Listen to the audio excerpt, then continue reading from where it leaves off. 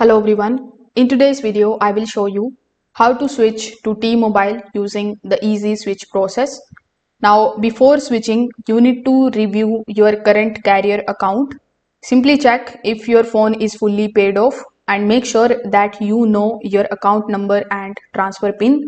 These details are important because they allow T-Mobile to transfer your phone number from your old carrier.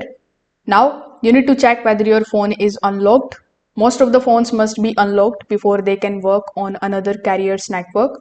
Now, you need to choose the T-Mobile plan that fits your need.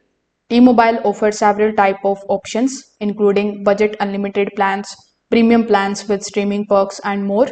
So when activating your line, simply select the option to keep your existing phone number. You will be asked to enter your account number and the transfer PIN from the previous carrier. This allows T-Mobile to port your number to the new network. Now, you will be asked, most of the wireless number transfers are completed within a few minutes to a few hours.